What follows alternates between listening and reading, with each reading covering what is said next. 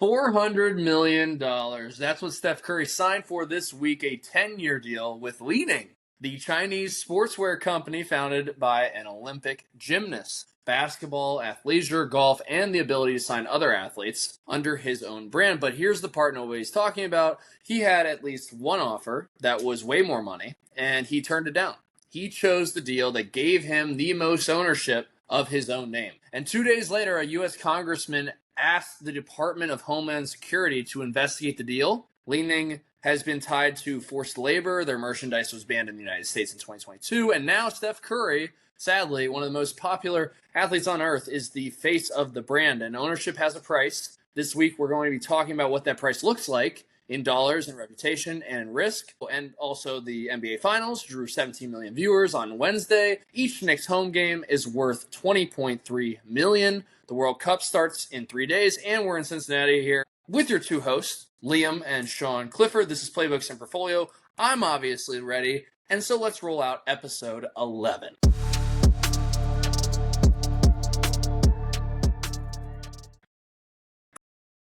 All right, I'm taking it off. You like that intro? You're not going to wear the helmet for the entire pod? No, I think I got to take it off. I got a really bad... I was up in Door County at A.J. Dillon's baby shower. Shout out to A.J. Dillon, was just on the pod. As you could tell, I mean, look at this. Yeah. It's rough. Really, really rough. So I'm just going to throw on a hat, honestly, because I can't look at my forehead. It hurts, man. It hurts. I bet. It looks like a lot of...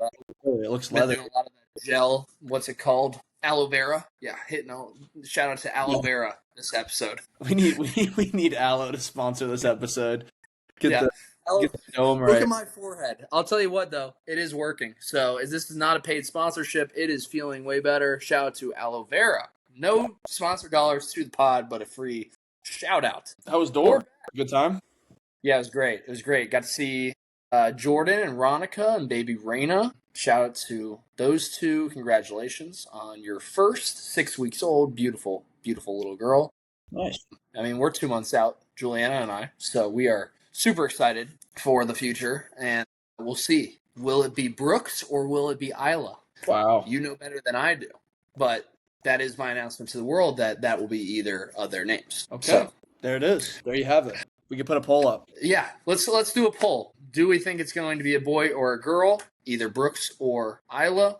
Brooks Clifford, Isla Clifford. What are we looking for? I think personally, I think it's going to be a girl. My wife thinks it's going to be a boy. Let's see if everybody agrees on that. Now, jumping in, have no segue whatsoever from that conversation into what we're talking about in segment one. But Steph Curry, making headline news, signs a $400 million deal with, and I'm going to be honest with you, there was no how to say this, so we might be saying this wrong the whole podcast. It's Lining, and I'm going to go with Li-Ning. So Li-Ning deal, which is ownership, a little bit of risk, and some geopolitical price. But a 10-year deal worth $400 million was announced on June 1st of 2026. The deal includes basketball products, athleisure, a full golf line. Obviously, Steph Curry, one of the most underrated golfers, top-tier golfer, really, really good. Some cool highlights of him golfing out there. Ability to sign other athletes under the Curry brand, and Curry had at least one offer that was more lucrative, but he chose Li-Ning for ownership structure and innovation. He tested the shoes of Li-Ning athletes Jimmy Butler and Dwayne Wade.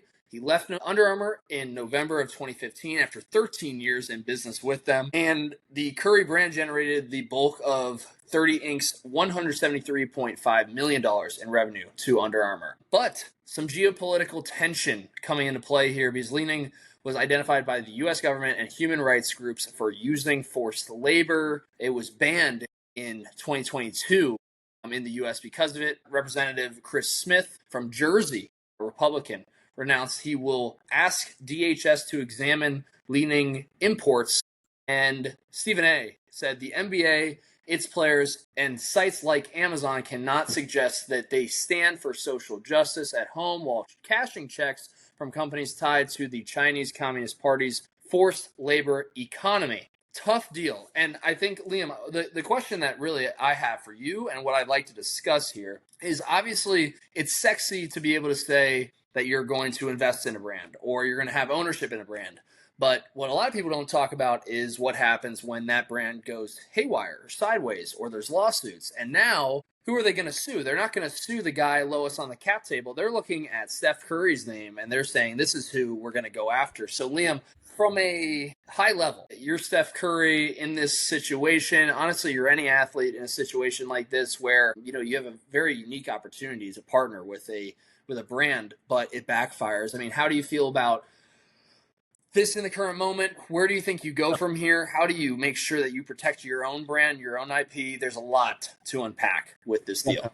Yeah, definitely a lot to unpack, to say the least. I think there's a few things, though. There's a lot to look at this. I think the most obvious one was this just did he have 400 million reasons to do it? Maybe. I don't know. I'm sure there was more to it. I bet a big part of this for Steph Curry was wanting to create the Curry brand and make it way more global and get a huge crowd on obviously the other side of the world, which is important, and with basketball being absolutely huge over there in China. So that was probably a big part of it. Now, I'd be absolutely shocked if Steph Curry didn't look into these things and have his team. I'm sure he's got an unbelievable team supporting him and around him that didn't say, hey, just so you know, this company's got kind of a bad light in the U.S. market. A little bit of baggage. Just due to the fact that I watched a video on this right before just to kind of really figure out what the details were. The person was talking about how it sounds like there was potential forced labor being used in, I think, North Korea,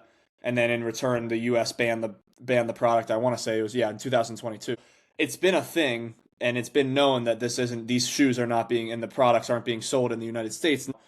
Is this maybe the Curry team looked into it so deep that they found maybe that there's not shady things going on and they actually want to bring light to this company and maybe help get it back into the States? We'll see. But I think overall, Steph Curry, if I had to imagine, was trying to attach himself to a group that can obviously grow his brand in a whole other country.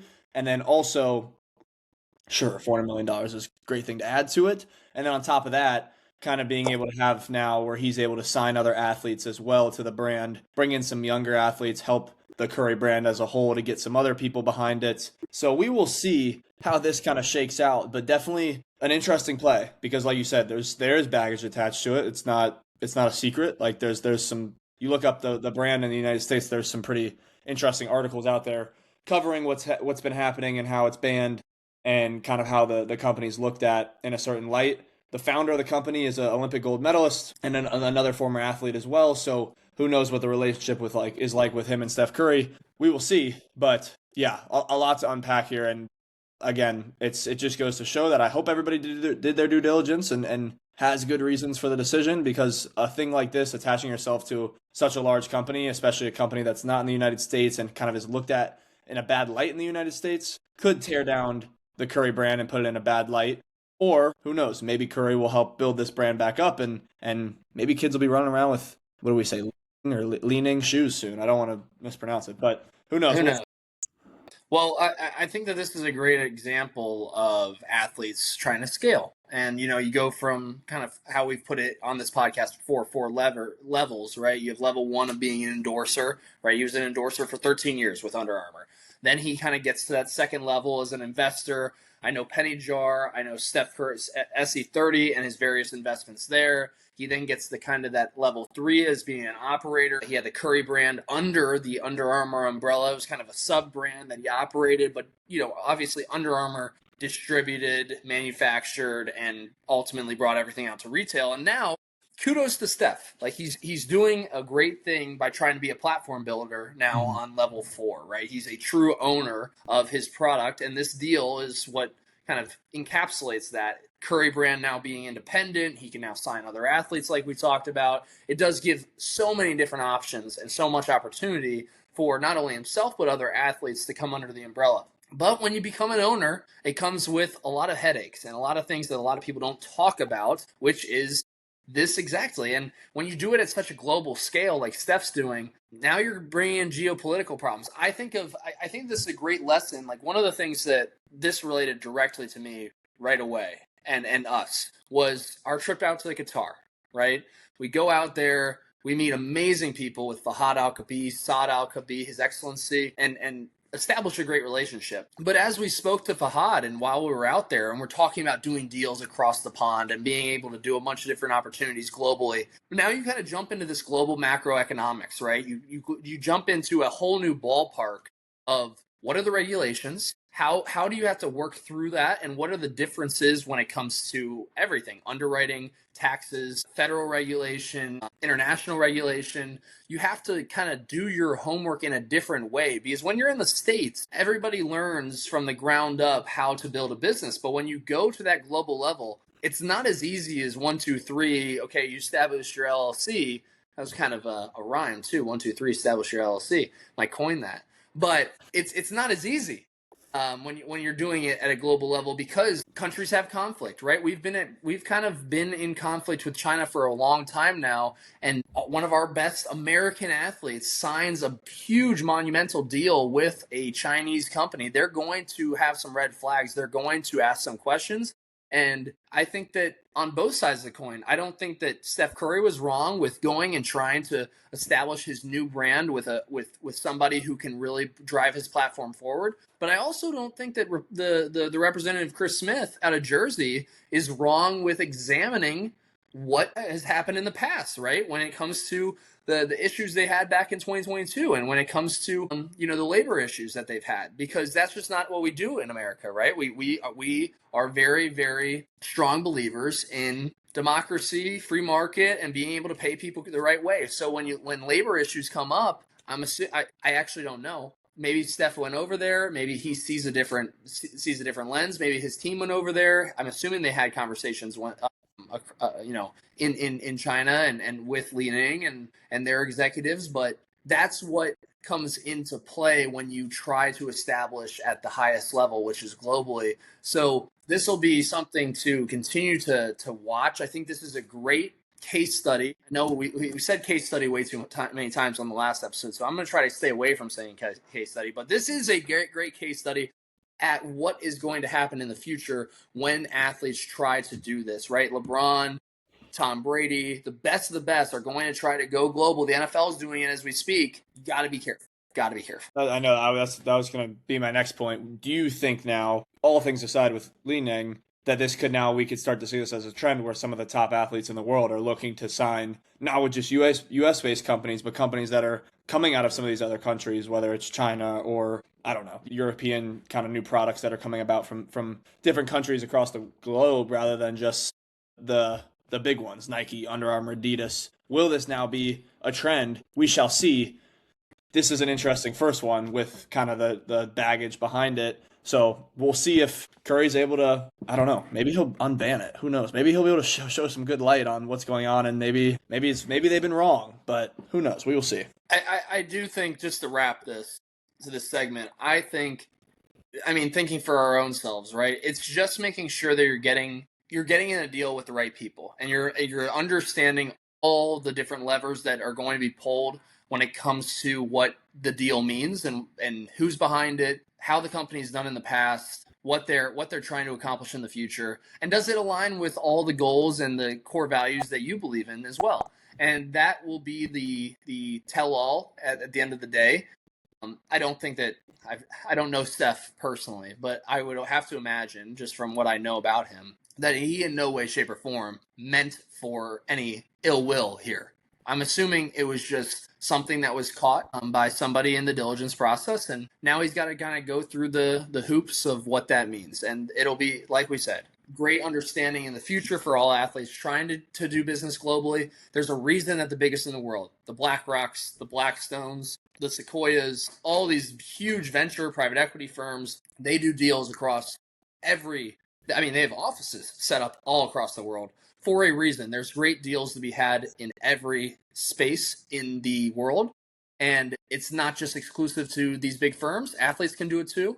Anybody can do it, right? As long as you find those deals and you do it the right way. So that will be interesting to continue to watch. 100%. Moving into segment 2, NBA Finals, Game 1, 17 million viewers, 20.3 million per game, and Disney sold out of all their guaranteed ad units. 42 advertisers, estimated $60 million in revenue night for Game 2. NBA is seeing a new shining light moving forward. The regular season Knicks home game tickets, $5 million in ticket revenue. The home game tickets for these finals expected to produce $20.3 million, 4x on what a normal night would do. And that's likely conservative per front office sports. I think that the NBA is definitely gaining some traction. I think that for a while we were kind of moving away from it. My thesis personally, especially here in the States, for the longest time, you've seen athletes from the States have success in the NBA. In the past 2-3 years, you're seeing a ton of international players come to the United States, and now they're the stars of the league. It's not the Steph Curry show or the LeBron show. You're seeing Wemby come across. You're seeing Jokic come across, right? You're seeing some of the best players in the world come to the NBA, play really well, really great basketball, and now I think the United States fans in the U.S. are that's why they've had some tougher years when it comes to viewership and when it comes to the league as a whole. I will say that the New York Knicks, specifically New York, I say that very strategically. I think New York being in the finals, doing as well. I mean, this is being recorded again on Monday, so it's 2-0. Who knows what it's going to look like on Thursday? Tonight's going to be a really interesting night. I think that they got to get out to a hot start. I've been watching the finals a little bit, just keeping up with it. It seems like the Spurs did not, they underestimated what a Knicks coming off of a huge bye week pretty much looked like. They've been playing really, really great basketball. So it'll be cool. But Liam, to my point, just putting all that aside, basketball as a whole, the NBA, where it needs to go. I know we've talked about a lot of leagues and their successes, their downfalls. Where do you see the NBA going from here? How do they continue to expand? I know the NFL has done a bunch of different things. They're a global brand for sure. We just talked about Steph in China and his opportunities there of creating for his own brand, but definitely expansion. How do you see it playing out? Are you watching the NBA Finals? What's the thought? Probably not as much as I should be, but have tuned in a little. The Knicks are on a tear. I think the viewership is up for one of the main reasons you said. Sure, international players are coming in, making a big name for themselves, bringing viewership from other countries. I think recently, especially in these finals, the Knicks are helping a lot with New York. I mean, New York is insane right now. I don't know if you've seen some of these videos of people. Like, if they win, I think we might have to be, like, really nervous for what's going to happen in the city. And I know. Our good buddy and business partner Dan Bodas just moved down there, so let's hope he stays safe during the madness. But I do think that New York having such a generational run here toward the end, and obviously they haven't won in years and years and years since it's been a while since they've made it to the finals. So I think that's kind of really getting the ball rolling. More and more people are talking about basketball. Like I said, I haven't been somebody that's been watching the NBA at all recently in the last few years, but now with this happening, like I have been starting to tune into it more just because everybody's talking about it. Everybody's talking about the Knicks. And then, like you said, the stars that are also involved, Wemby playing so well and at such a high level. To answer your question of where the NBA should go, I think continuing to kind of go international, who knows? Maybe Steph Curry maybe that's part of the reason he wanted to do the shoe deal, is to try to get kind of more of an international audience around just not only his own brand, but the NBA. We'll see. I think those stars, though, have come in a big way and kind of changed the way the game's looked at, given a lot of kids across not just the United States, but across the entire world now, kind of a dream of, hey, if these guys can do it, I can do it. No matter what city, country, state I'm in, you can kind of make whatever dream you want to become a reality. And it's been cool to see more and more athletes that have some really unique stories. That's what we love. We talked about it on one of the last episodes, where sports don't work if they don't have the stars behind the sport. The league won't work if they don't have these big prominent names coming up and creating bringing their own fan base in and kind of creating, it's almost like you're a character now in this whatever league or sport you're playing in. And the NBA's having a lot of those big time prominent athletes with some really unique stories kind of really start to come about the last few years. And it's been cool to see these two teams attack each other here in the playoffs. So we'll see tonight. Like you said, we'll see how the game goes. It's game 3. Will the Knicks keep rolling? I don't know. Donald Trump showing up tonight too.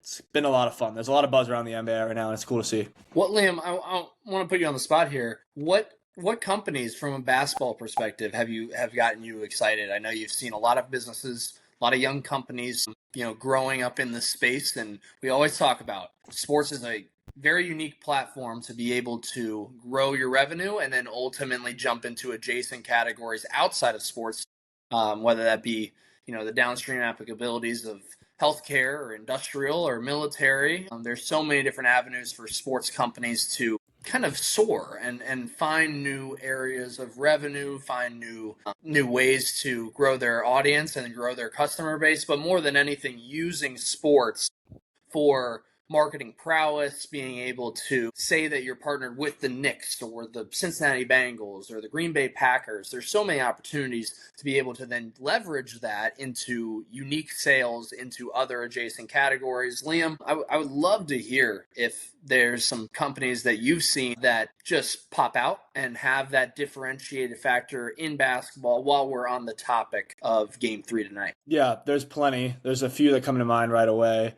There's a shoe company, not specifically a shoe company, but an insole company called Plantiga that I want to say, and I don't want to misspeak, they either got investment from the NBA investments arm or they partner with the NBAPA. I cannot remember. But they've been around for a little bit. We vetted them many months ago back and was super impressed by the founder behind it, super impressed by the group.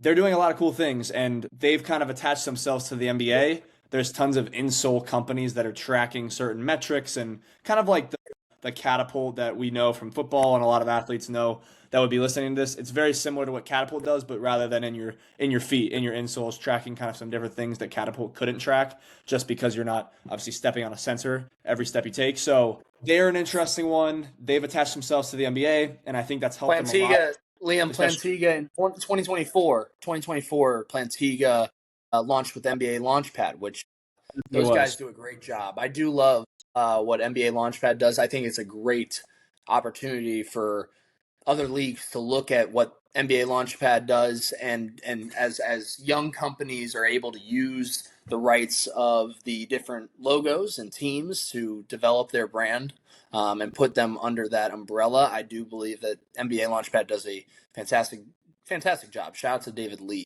in that category as they can continue to grow NBA Launchpad and NBA investments. But that was just wanted to throw that out there. Plantiga did partner with them, so you are right in saying that. Yep. Yeah, that one's a cool one. There's another one, SIQ, Sean. I know you remember them. They're putting in basically they put in a sensor into the air valve of where the basketballs are. They partnered with Spalding.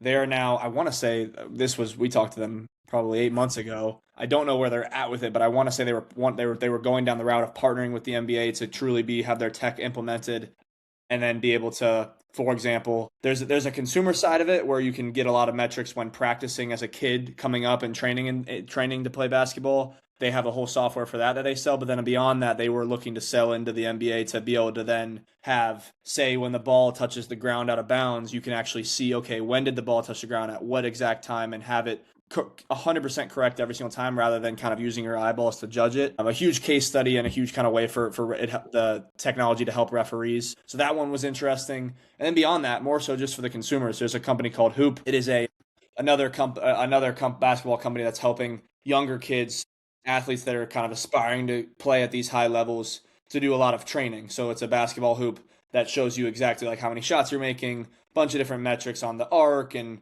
kind of the speed of the shot and all these different ways that you can kind of help grow as a player. They're selling their products to consumers. I remember actually when I spoke to them, having a lot of success also in China as well with how big basketball is over there. So there's tons and tons of companies that I've seen. Those are three that just come to mind right away. Now, we're seeing them grow. We're seeing them win. It's interesting to see who's attaching themselves to what group, with SIQ attaching themselves to Spalding and partnering with them, with Plantiga attaching themselves to NBA Launchpad. It just goes to show and proves the thesis of what we talk about every day. And young companies attaching themselves to a league, a sport, a team to help kind of gain that credibility, get the name out there, and then ultimately be able to expand into these other sports, leagues, industries, healthcare, consumer, whatever other route you want to go. But those are three examples of basketball companies doing it well right now. I think that one of the things that I'd love to see happen in the future, I think Amazon, if you've watched the Thursday Night Football games, does a great job of it. But I believe that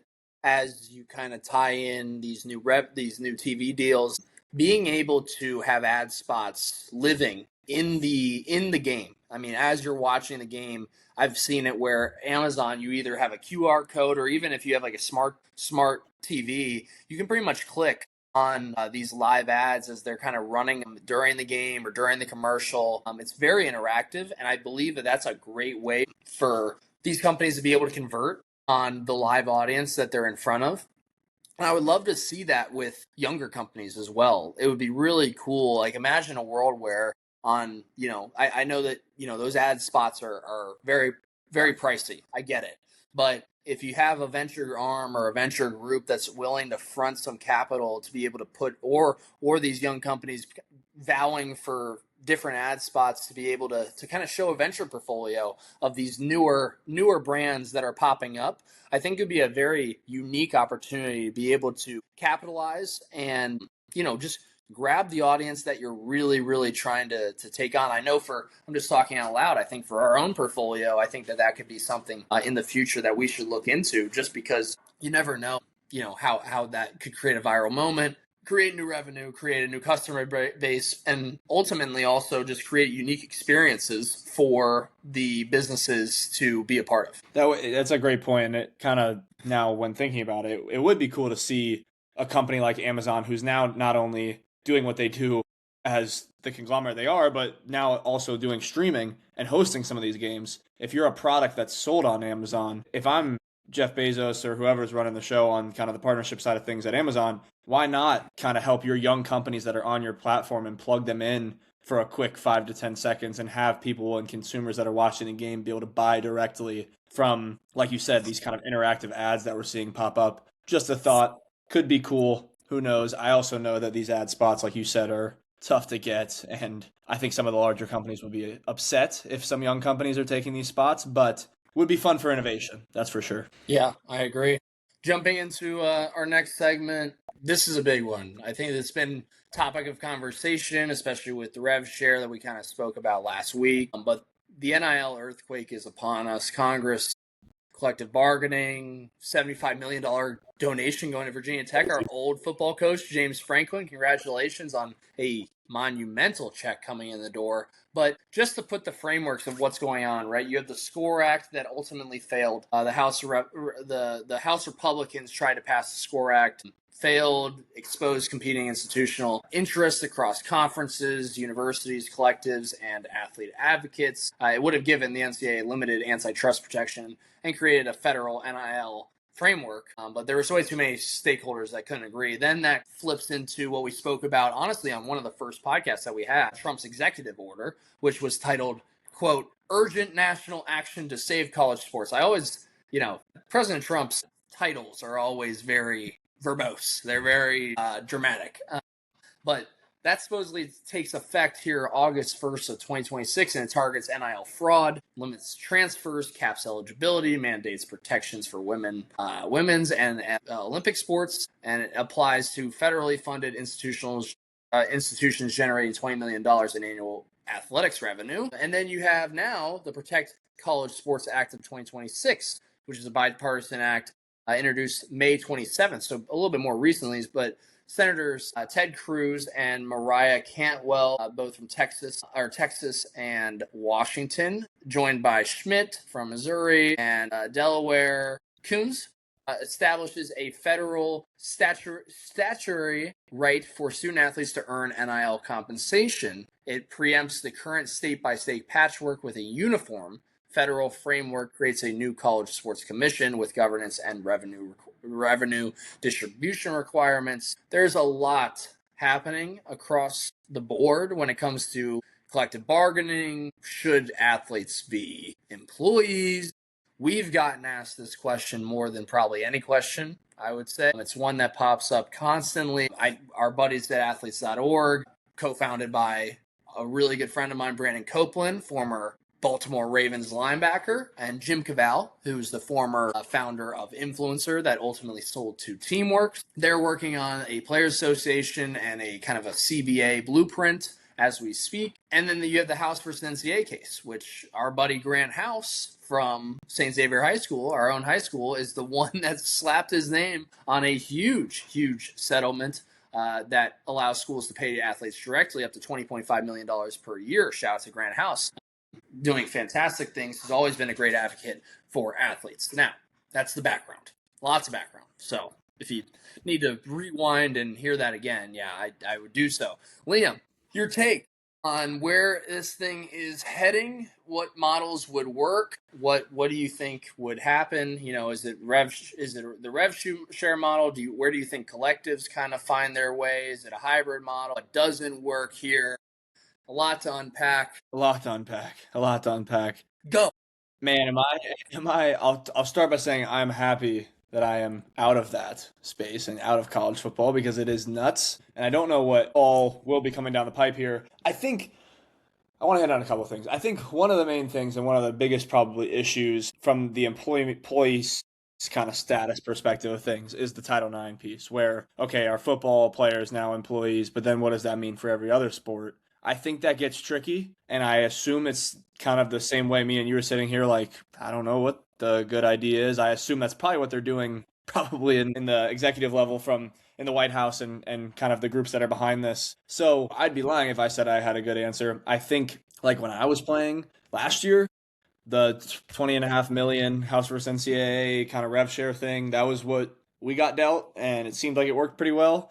Now, all of a sudden there's all these other kind of things popping up and questions and people coming up with new ideas of they think they solved it and then it doesn't work, or new rules and regulations. It's a crazy, crazy world. It has been since it launched. We were at the beginning of it with the agency back in college a few years ago, and now it's at the point where we've got the entire government talking about it. I don't know where it heads. I really don't. I wish I had an answer. I know we've stated to each other like we want to be on this podcast and always give an opinion. This one's tough. Like it's all over the place. It seems like it's changing 24/7. And then you have groups like Virginia Tech, which so cool, but getting $75 million donation. So how does that then play into, okay, right, if you're getting a $20.5 million revenue share for all teams across the board to try to equal a playing field, but then you're also able to get a $75 million donation from an anonymous donor. I just don't see where there's going to be a balance here and why. To be honest, I guess some of these regulatory and regulations that are being talked about then just kind of like, for example, the SCORE Act just failed. I don't know what's going wrong. I don't know if it might just be because everybody's doing the same thing we're doing, where it's like, I don't really know what to do. Now, it's like there's got to be some sort of leveling the playing field, because even in our notes here we have that SEC coaches are projecting a $45 million annual athlete compensation budget by 2027. Like, will this thing keep going up? It's going to have to be capped at some point. The NFL has a salary cap for a reason. People like whoever was behind the $75 million donation can't just keep upping that every year. I don't know. What are your thoughts? Okay, I have a few, right? And the problem that lies is everyone keeps comparing it to the NFL. Mm-hmm. I don't know if I go back and forth, and I'm not even going to marry myself to this opinion, but I do think in the current moment it kind of needs to be said. I don't know if college athletes can be full-on employees, and I'll state my case of why, right? Title IX implications come into play directly, and that's going to impact everybody but football and basketball, right? And I'm a big believer that across the university, it is very important to have not only your football program and your basketball program. We all know. We don't have to sugarcoat it, right? Those are the ones that are getting the most eyeballs.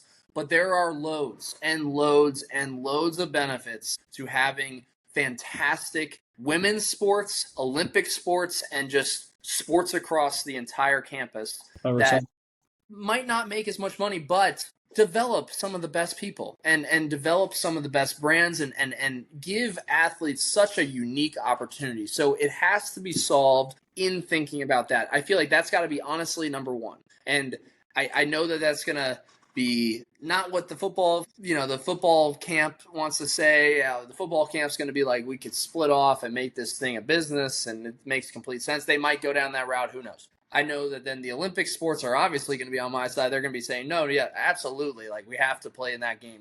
It has to be hybrid. I do think that schools need to provide some sort of baseline revenue when it comes to sharing the distributions that they're already taking, right? Providing food, providing housing, providing the stipends, the healthcare, all those different things without triggering employment status. But On the other case, NIL markets need to remain in some way, shape, or form secondary. And I say this because they need to have an intentional focus, because the number one thing, I was actually golfing with LSU's endowment group and their whole NIL team at the Burrow Foundation golf event. Fantastic organization. Shout out to Joe Burrow, my teammate. It was an amazing event. But I was able to golf with those guys. Number one thing I heard was donor fatigue.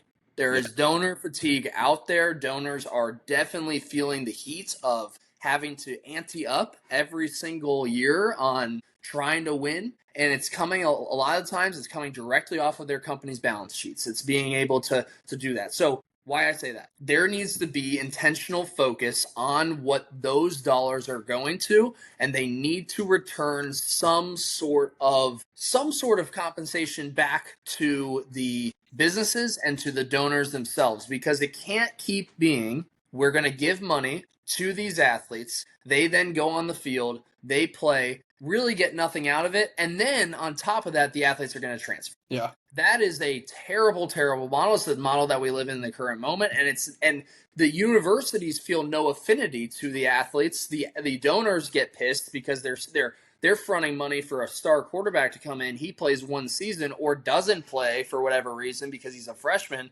and then he leaves. And now you're like, what was the point of that? There was no point in at all, other than maybe like one press showing that the kid got $1 million and dipped. It's bad PR. Right. So I truly do believe that there is a hybrid model here. I think that it kind of has to be in some way, shape, or form, because there needs to be a specialist company, group, whatever it might be, that is really intentionally focused on ensuring that the bargaining is correct and that the donors are taken care of if they are going to front money, to be able to get some sort of return for their investment.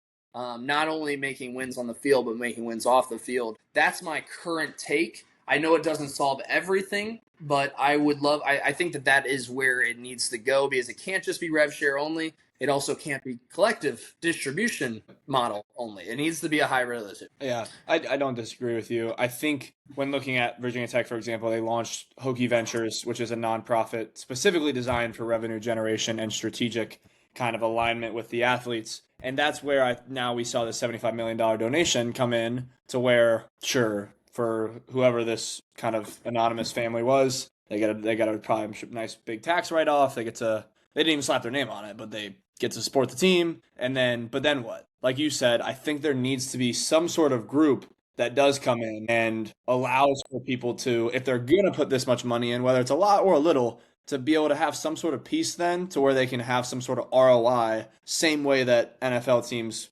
distribute to their owners or any other investments. That's just not a thing right now. And you're going to see, like you just said, with the LSU endowment group and the feedback they gave, you're going to see a lot of donor fatigue, and people are going to start to, and they already have, be like, why am I donating this much money, whether it's personally or from my company, just to get our name on the screen once a quarter, and then what? We lose games, or guys transfer, or whatever the case may be. So I do like that guys can only transfer 2 times now. That's important, but that doesn't solve the issue. And there's a lot more things that I'm sure are going to be coming down the pipe.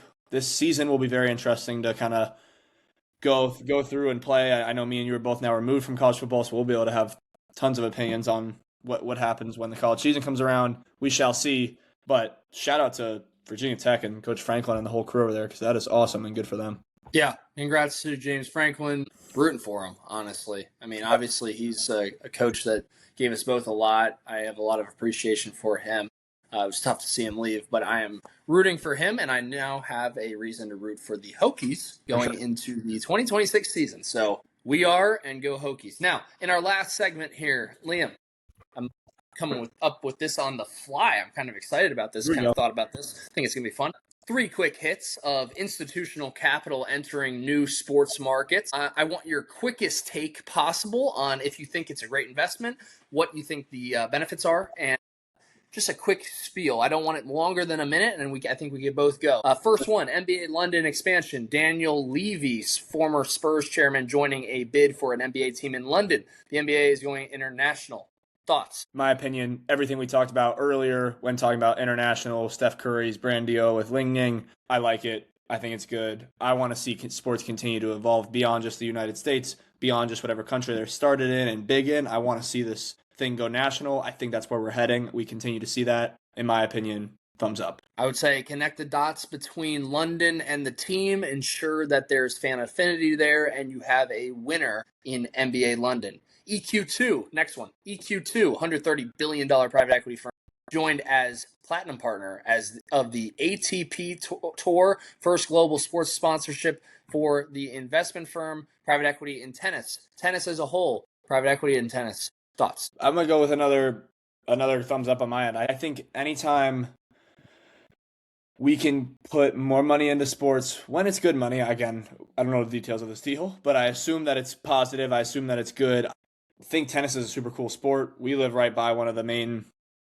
kind of tennis hubs, right across from Kings Island. It's fun to go to. I've been a couple times. Tennis creates absolute superstars in not just the States, but like in the entire world. And I would love to see tennis continue to grow, continue to create these Serena Williams, Roger Federers of kind of the at least from our generation. So if this helps that cause, good for me. Yeah, I'm going to go with a ditto on that. Nothing more to add. Last one, UFL sold minority stake to Impact Capital. Mike Riopol, founder of Body Armor, which sold to Coca-Cola for $5.6 billion.